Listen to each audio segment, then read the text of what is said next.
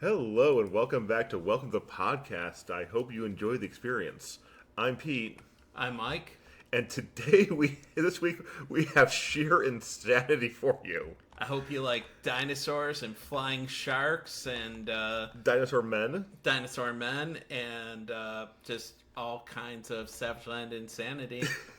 This is just a great issue. This is like Mike has a great collection of X-Men comics. He reads these. I kind of have some vague memories of trade paperbacks I read growing up, and this is what I remember from the John Byrne, Chris Claremont X-Men. Just a giant pterodactyl man who will not shut up and is kind of racist.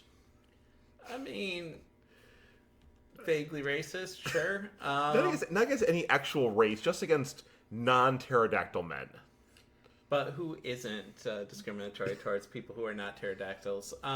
True. He also likes to refer to himself in the third person. If you've named yourself Sauron, why not? So anyway, it starts where the last issue left off with Sauron holding Storm by the hair while the X-Men are trying to confront him. And Cyclops is trying to hold Wolverine back. But I just love the fact that, it is Cyclops, Wolverine, and Nightcrawler in their classic, John Byrne outfits. And then Banshee is just, like you pointed out earlier, he is just in a loincloth with a ridiculous amount of gold jewelry. Yeah, and one might ask, but they would not get a satisfying answer. But one might ask, how did the X-Men's costumes magically repair themselves? Because last issue, they were all torn up, which is why Banshee is wearing a loincloth. Remember, Wolverine's shirt was shredded, so he had to pull his secret picture of Jean out of his belt. Still unsettling.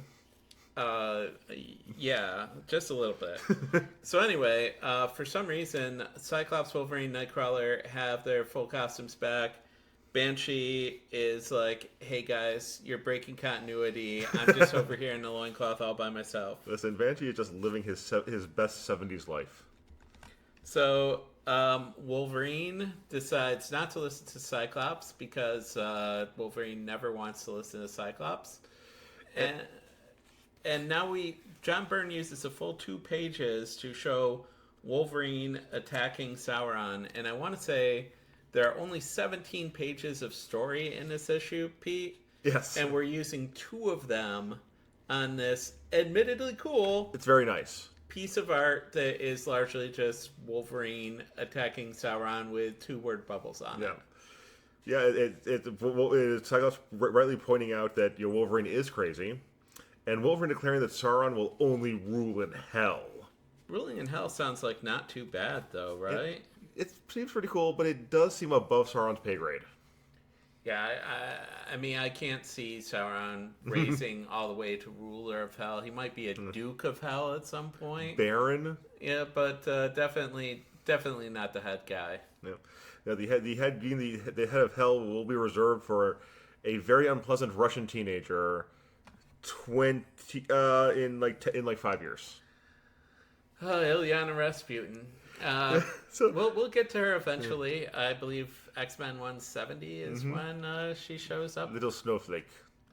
Well, when she shows up in the important way. Okay, when you get angsty teenage Ilyana. Yep. And this next page is just gorgeous. It's just Wolverine fighting a pterodactyl man. So Wolverine already defeated a pterodactyl. He thinks I can obviously kill a pterodactyl man if I can kill a pterodactyl. I've killed pterodactyls. I've killed men. Pterodactyl man, fully within my skill set. And he calls him a bargain basement Rodan. So we have a Godzilla reference showing up in here. I believe that Marvel at this point did have the license to publish Godzilla. Yeah, Nick Fury was hanging out. Yes, Nick Fury was following around Godzilla on a monthly basis. It's amazing. So now we get to one of Sauron's powers where he is able to mesmerize people. And the art's kind of creepy. It is genuinely unsettling seeing the middle panel where Wolverine and Sauron's faces are merging. Ew. Then Sauron forces Wolverine's head to do a 180 and says, "Look at your friends. It's you who is truly the enemy." Yeah. Cyclops is like, "I know exactly what's going on here because Sauron did this to Angel back in X-Men 60 and 61." See, here's my question. I feel like a mind-controlled Angel, a mind-controlled Warren Worthington, much less of a threat than a mind-controlled Wolverine. You know, a lot of people don't give Warren Worthington credit for the super strength that he has. That's true. He doesn't use it very often, but amongst the original X-Men, he was second only to Beast in strength. And even then, not by very much. I did not know that. See? Yeah. Something new every day. And also, flying really well is pretty useful too. True. And then, then we just get this two-shot of Cyclops, Nightcrawler, and Banshee, and a Cyclops, a Banshee, and a Nightcrawler.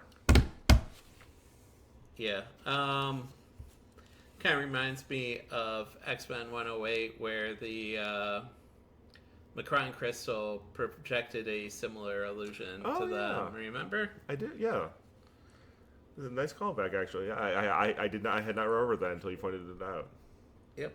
So now Sauron is unleashing Wolverine and fastball special adjacent.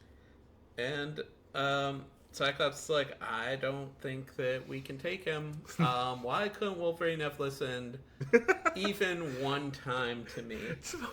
This entire the last several issues only get worse because Wolverine refuses to listen to Cyclops.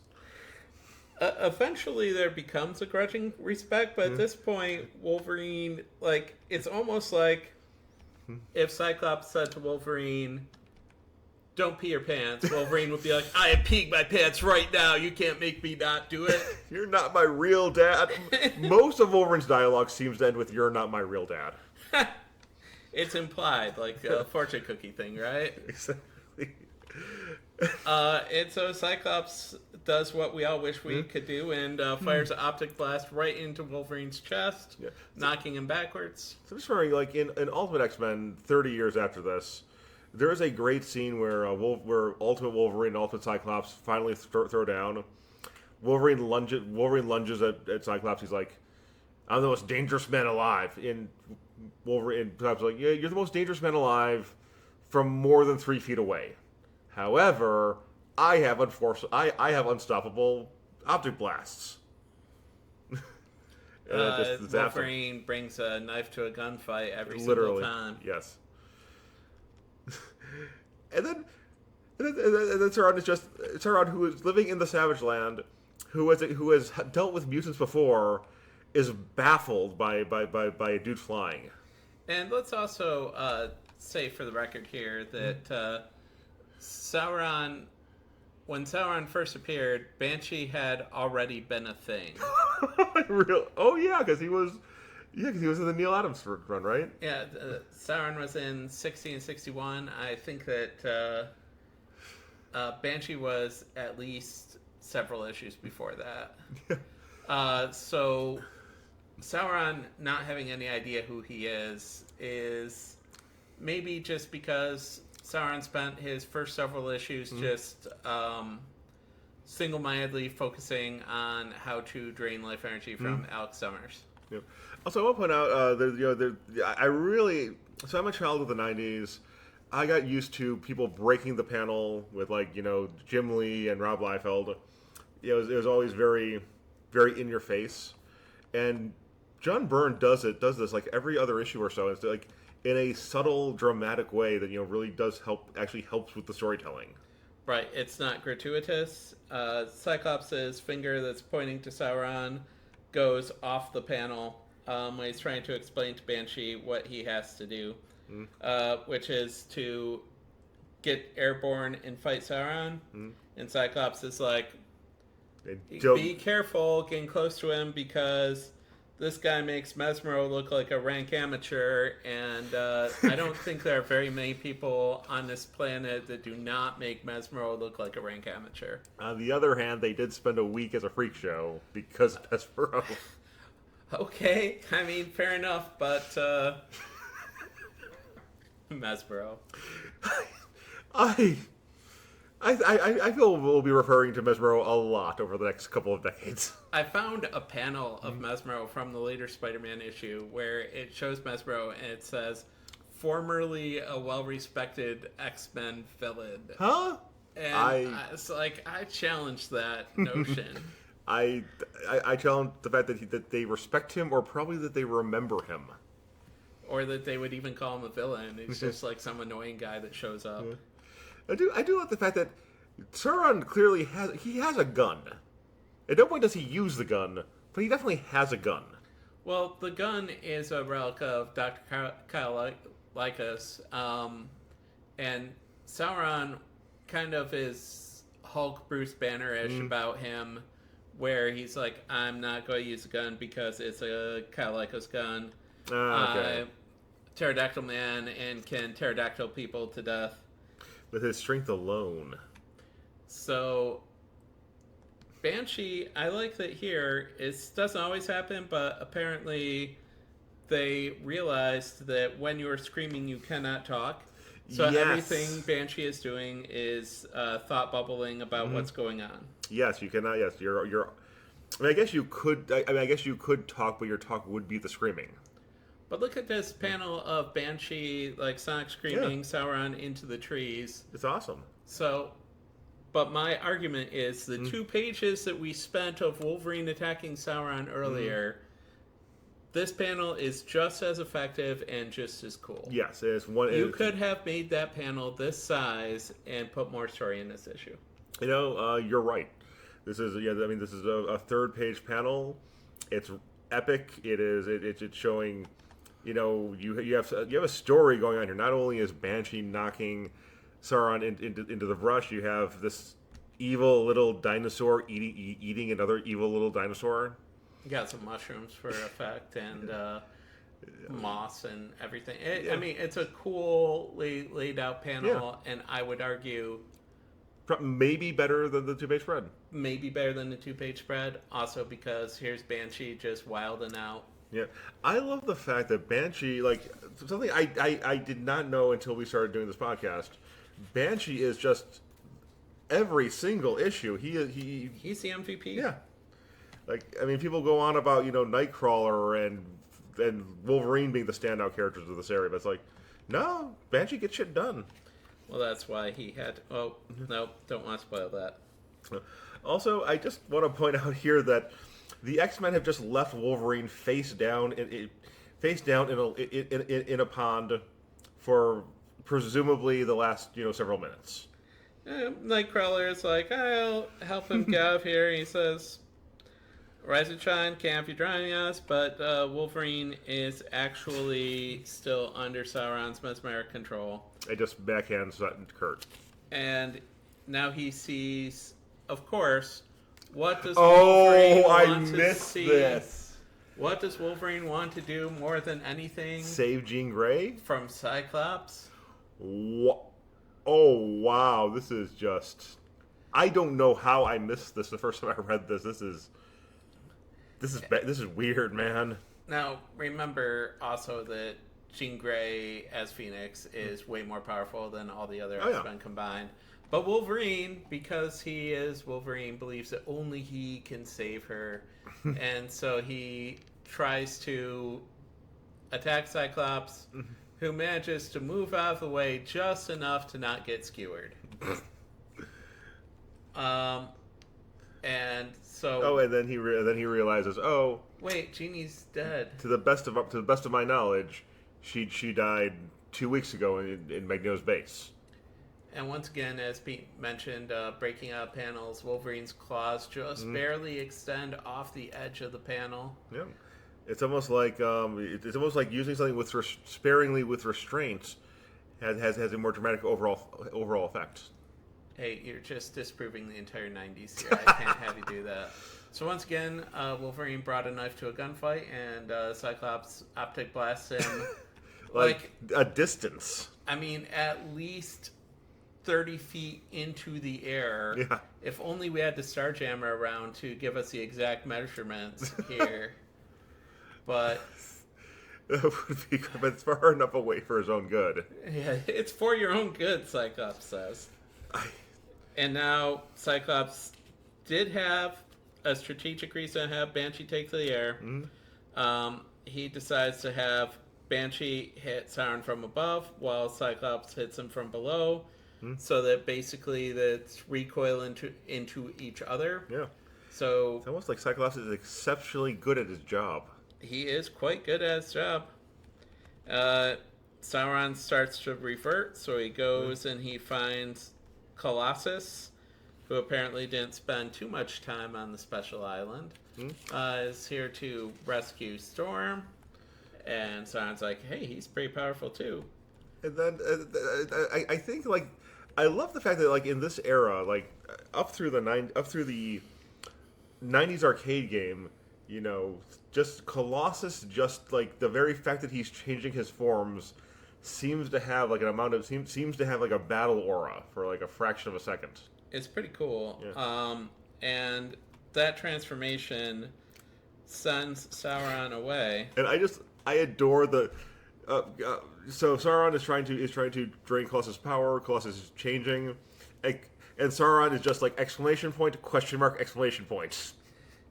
I mean, it's not having thoughts. It's no question mark, but the exclamation points are pretty cool. It's really fun.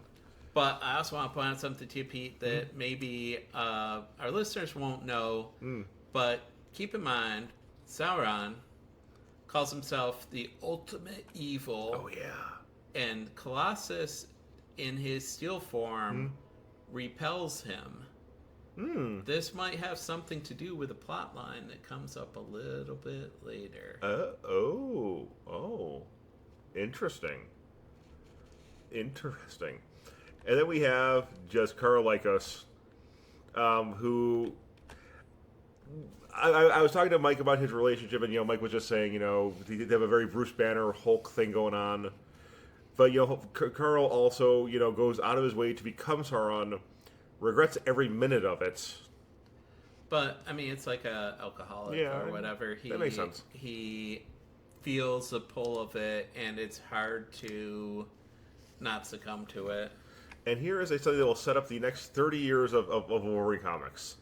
I don't take kindly to people mucking with my mind. And he's going to kill him until Ka-Zar, Lord of the Savage Land, appears.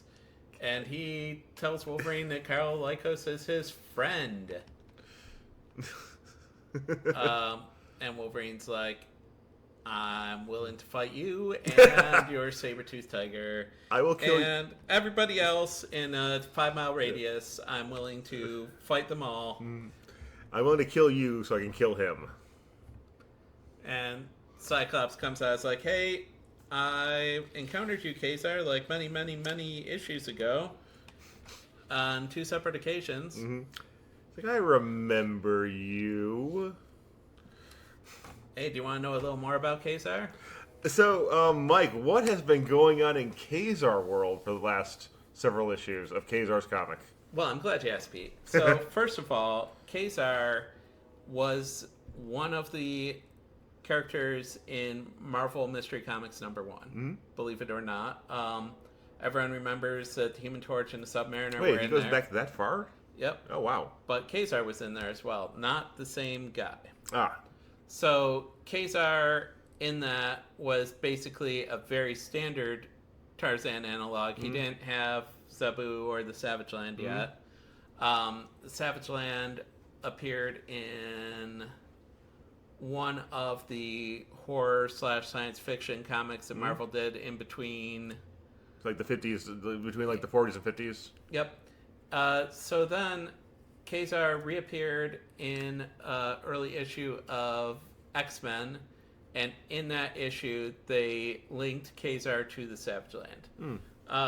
Ka-Zar then was in adult-focused Warren publication magazines in the 70s. Yeah, so a lot of people don't know this, but Marvel, for a little while, had the comics that were available for everybody, and then they had magazines. And the magazines usually didn't cross over into Marvel. There was a Spider-Man one that lasted like 2 issues. There's a Hulk one, I believe. There was a Hulk one. There was a Conan one. and I believe the Ka-Zar one was called Savage Tales. So anyway, at a certain point, Marvel decided to get out of the magazine publishing business, and at that point, they were also trying to look for ways to keep some of the ideas around. So they made a regular comic of Conan, they made a regular comic of Ka-Zar, and in Ka-Zar's regular comic, they did not have any idea what to do with him. So it was jungle action / science fiction / Lovecraftian horror / detective / Mike and I looked through this, and it was like every issue, it was a new little setting for Ka-Zar based on whatever was popular at the time, it seems like. Yep. So basically, because that comic had zero cohesion, it was canceled. And so, despite it being canceled, Marvel recognized that both the Savage Land and Ka-Zar were assets that they might want to use. And it got canceled in the middle of a plot. So what Marvel did is they said, hey, Chris Claremont, John Byrne, we want you to to clean up Ka-Zar and the Savage Land so that we don't have to answer this anytime in the future. Okay. And so this is basically bringing closure to a series that was canceled. This happens a lot of times in comics, because especially in the 70s, because in the 70s they were creating and deleting comics like wildfire. At some point we will find a way to go on a monologue about the DC explosion and implosion. But that day is not today. Today it's the Ka-Zar implosion. Yes. So here the X-Men are gathered to listen to Ka-Zar sum up some of the stuff that is going on and decide how are we going to clean up the Savage Land. Banshee has put back on his yellow and green duds. As has Storm. Well, not his, but you know. She's put on her traditional costume. Yep. And Colossus is eating by the fire in his organic steel form for no apparent reason. He's got Nariel, who he went to a special island with, is in the background here. Yeah, that will also be a plotline that comes back later. Yep. In 10 years, I believe. So they ask Kyle Lycos to give them an explanation for what's going on. And he's like, hey, I actually really appreciate that the X-Men came and stopped me from murdering my girlfriend's dad. And then he says, remember, after that, I fell into a seemingly bottomless chasm. But I didn't. I was actually several feet from the top, and you abandoned me. Now, in this issue, Angel tried to go after him and ended up in the Savage Land. And it's worth noting, Neil Adams' comic, Angel going into a bottomless cavern to get to the Savage Land. So Neil Adams... It's like a Hollow Earth thing, maybe? Yeah. Neil Adams was a believer in a weird conspiracy theory called Hollow Earth. And always, apparently, according to various comic creators, wanted to talk about it. And nothing else. Nothing else. There's a story that Mike was telling me about Mark Waid. Mark Waid was like, hey, Neil, you are awesome. I love your book. Thank you, Mark. I am now going to talk about the Hollow Earth for 30 minutes unprompted. And Mark Waid was like, all I can do is just stand here and nod politely as my idol talks about this weird Hollow Earth theory, which basically Hollow Earth theory is that, as stated, the Earth is hollow, and inside of the Earth is like prehistoric lands. Yeah, there's a Pangea on the inside of the curve of the Earth. I think one of the American Godzilla King, I think it was the American Godzilla King Kong movie, made use of this plotline. That's the only, and like a bunch of Pulp Fiction from the 30s and 40s. Robert E. Howard also strongly believed, the creator of Tarzan, strongly believed in the Hollow Earth. And then you just get Carl, and then you just get Kyle's monologue about, hey, found this strange, found a strange inner world, and I wouldn't, and none of this would have happened if I hadn't just decided to follow a pretty woman into an eldritch temple. So Zeladane and the Petrified Man, which we go into here, had origins in the magazines and then in the Ka-Zar series. She is basically a cultist looking for a cult. And no, you're right. No, you're right. And the cult that she finds at this time is Garak the Petrified Man, who was a British sailor who went to the Savage Land a long time ago, was magically affected by it, went back home and didn't age and turned to stone, and these are various plot lines that happened in Ka-Zar comics because, as stated, all kinds of weird stuff. Yeah. So he came back, and when he came back, Zeladane convinced him that he was a god of the Savage Land because she was like, finally, I have my cult. See, I'm just thinking about Kimmy Schmidt's Kimmy Schmidt. There's Kimmy. There's in the bunker. There's Kimmy, and there's the girl who's way too into being in the bunker. Who's way too into being in the bunker. This is a 10-year-old reference at least. I'm sure we'll have to edit it out, but it made me laugh. I could see that, but Zeladane is really into being in a cult, but she is also like, she was in search of a cult to be vaguely in charge of. Yeah.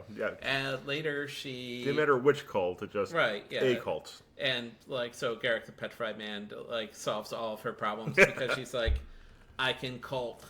Yeah. And so she has this guy who was a helper in Ka-Zar's comic named Kirk Marston, is... who she politely refers to him by his full name. Yep. So, we can make sure that we know who he is for Marvel.com to track him in the future. But she then makes him become Garak resurrected. Yeah, she summons Garak into his body or something. He becomes the Petrified Man. Yep. So Zeladane up in Savage Land. Zeladane appears much, much, much later and claims that she is Polaris' sister, Zeladane. I'm not making this up. Is it a Chuck Austin thing? It sounds like a Chuck Austin thing. X-Men 250, we still have Chris Claremont in charge. Okay, so, Chris Claremont, thousands of good ideas. And then this. It is kind of extensively mentioned online that it doesn't make any sense continuity-wise for Zeladane to be Lorna Dane's relative for, a number of reasons. Oh. However, there are things in the plot that kind of rely on them being sisters. Yep. So, question mark. Hey, comics are weird. Don't forget, at one point, Clark Kent's cousin in Gotham City, the district attorney, Harvey Kent, was a thing. This is me face palming. Yeah. Mike has a look of pain on his face. He has taken off his glasses. He is massaging the bridge of his nose. But yes, at one point, Two-Face's name was Harvey Kent and was the cousin of Clark. Because everyone has to be related. So now, I'm just going to skip right past that and move on. Zeladane takes the Petrified Man and shows him, hey, some of the nonsense that happened in the last 30 issues of Ka-Zar while you were busy being dead is that this alien race opened some kind of weird dimensional portal to bring their stuff into the Savage Land. Look at what a freaking eyesore that is. What are we going to do about it? And Garak is like, you know what? I've got a perfect answer. I-beams. I-beams, and it's all going to go away, and everything involved in it is going to go away. And this is something in comics we refer to as a wizard did it. In this case, quite literally. Yep. A wizard did it is basically a way to clean up continuity when you know there's no sensible way to clear up the continuity. Yeah. Because ill-defined magic can do anything. And so how did this weird rift in space and time and dimensions get resolved? A wizard did it. So, unfortunately for Ka-Zar, at that moment he was raiding this science fiction city on a flying shark. As you do. As one does. And I really don't understand the belt mechanism on this flying shark. It doesn't... There's a belt around the shark, around its neck. It doesn't look like Ka-Zar is touching it at all. There's no harness component. There's no saddle. He's just kneeling on the back of this flying shark. Oh. And when a wizard does it, the flying shark also disappears because it was part of the other dimension. Because pterodactyls are cool, but flying sharks are not. Mike, this is X-Men. This is a comic book about adversity and genetics. Flying sharks. I'm just saying that Ka-Zar got super robbed of the flying shark. I'm with you there. And one might say that Ka-Zar's comic series was jumping the shark at this. Ladies and gentlemen, he'll be here all week. Tip your waitress. Try the veal. So now that the flying shark is gone, he falls down through the brush because he doesn't have wings. Yep.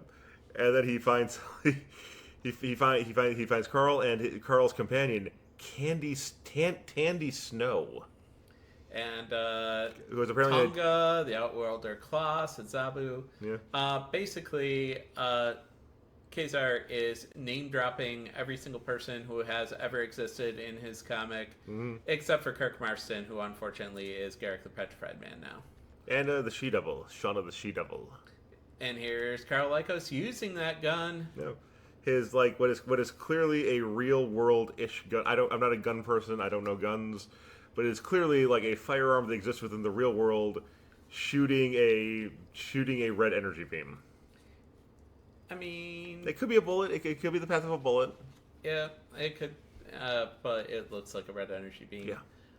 But they're saying that Garrick is building this giant city in the middle of the Savage Land, in the spot where the former city was, because that's why he had to clear off the dimensional rift so he could build his own. This caused me physical pain while I was reading it. So he erases the sci-fi city so they can replace it with another, presumably better sci-fi city. But this is his sci-fi city. That's true. Which I will go into math about next episode. So anyway, he intends to have everybody in Savage Land live in there, and anyone who decides not to live in there, he's going to have them killed. I mean, I don't know. I mean, presumably there's indoor plumbing. Probably some kind of very high-grade net to keep pterodactyls out. This could be a good there's thing. a sweet stadium in the middle of that place. It's funny you say that, Mike. I am like visibly vibrating with my excitement to talk about the stadium. So Wolverine and Banshee decide that they want to accompany Ka-Zar in taking down this city that Garrick the Petrified Man has built. Banshee makes sure to make fun of Wolverine for being short at the same time. I just want to point out that like this page is John Byrne living his best Jack Kirby life. Tell me those aren't Jack Kirby faces. Those are 100% Jack Kirby faces. Yeah. Carl and Ka-Zar look like something drawn by Jack Kirby, which is, and it is a very high compliment. Kirby gets a lot of flack for all his people looking like each other, but he was drawing like 7 comics a month. Exactly. So, I mean, he kind of had to. Cyclops is like, we're not going to go because we have to go protect Professor X from Magneto. Since they survived a volcano, Magneto probably survived a volcano. And he just made it beeline back to the mansion to kill Xavier. And Scott doesn't stop to think, like, it's been like 5 days since we left that volcano. If Magneto was going to go there, he's probably gone there and killed Professor Xavier by now. He's probably already taken over Professor Xavier's cool place in the Kyrnos Islands. X-Men continuity. There's no point. So then the next panel, everyone is off on their quest to assault the temple, and Colossus is just like, hey, Das vidanya. Yeah, so we know that we're still Russian. Yeah, so hey, goodbye. We will find out later on that that this woman will have Peter's illegitimate child, and his final words are just, "See ya." She's like, "I will cherish you always." It's also worth noting, though, that Ka-Zar says that he understands why Cyclops wants to leave and knows what off his back. He'll make sure they leave. And Wolverine is plotting his revenge for this. That he is sick of being told that they can't do cool stuff that he wants to do. Because Cyclops isn't his real dad. Well, when they get to the passage out of the Savage Land, it is cold and frozen over. And I say it's impossible for it to be frozen over, but it is frozen over. It's like almost like it's in Antarctica. And it's snowing, and Nightcrawler decides to start a snowball fight with Wolverine. And I just want to point out, so several issues ago we learned that Wolverine had never had a friend in his life. And now he has a snowball fight with Nightcrawler. And he's so excited to have a snowball fight. He's like genuinely happy. And he's ready to go, and then Ka-Zar is like, hey, you guys are a bunch of idiots. Don't you realize that what's happening is that the Savage Land is falling apart? Nightcrawler's like, it's just snow. Snow happens. You probably shouldn't ask the German and the Russian if they see something weird about snow. Yeah, but, and a Canadian, right? It takes the Kenyan probably knows something. She is properly concerned. There's snow in Kenya. There's Mount Kilimanjaro and everything. Oh, okay, yeah, no, you're right. But I mean, there's not a lot of it. Yeah. Not compared to Russia and Canada, which are more so than her place of origin, Sauron. It's important to note that Storm has an innate focus with the weather. Yes. So she understands the weather patterns are all screwed up. This is bad. It's bad. And Ka-Zar very melodramatically says it's not merely a snowstorm. For the Savage Land, it is death. Okay, so I'm going to be honest with you, Mike. I had a freaking ball reading this issue. I think a couple episodes ago I was saying I didn't particularly care for the issue. This was fun. Oh, it's a ton of fun. And I love how the resolution of Ka-Zar and Savage Land is like, remember all that stuff that happened in Ka-Zar's comic? Winked out of existence. Yeah, here's something I want Flying shark and all. Yeah, I want to do something real fast. So we're going to one, 2, 3, 4, 5. So of the 17 page comic, we have 5 pages of flashback to a Ka-Zar comic that was canceled a few years ago, and 2 pages of Wolverine fighting a pterodactyl man.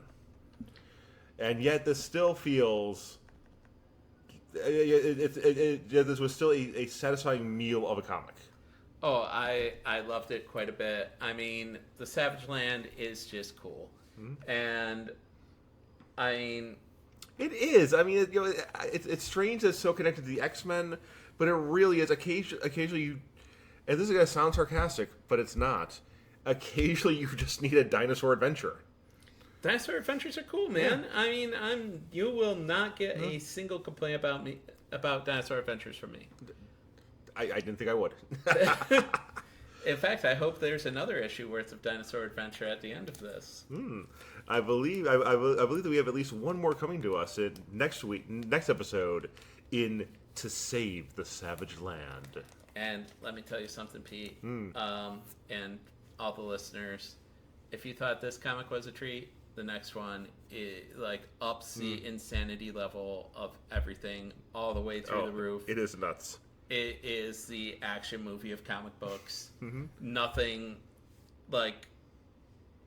it's just a great issue. And so to Mike's buddy Sammy, I hope that this satisfies your need for Wolverine on pterodactyl action that I've heard about.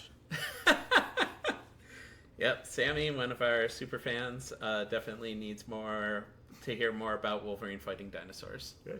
So next week, more Wolverine fighting dinosaurs. You're welcome. Thanks everyone for taking the time to listen to us today, talk about dinosaurs and Wolverine. Yeah. To answer, so we did get a question. We did get a question in the YouTube comments about how we feel about Nanny and Orphan Maker essentially becoming superheroes. So I didn't read a lot of Krakoa. The stuff I did, it was Nanny. Orphan Maker was clearly locked in his armor while having growth spurts, which is the most horrifying thing I can think of. Honestly. I didn't read Krakoa at all, but in order to answer the question of how we feel about Nanny and the Orphan Maker in Krakoa, I will read some Krakoa in order to have a feeling on that for maybe not the next episode, but the one after that. Okay. Until then, I'm Pete. I'm Mike. And we're glad you survived the experience.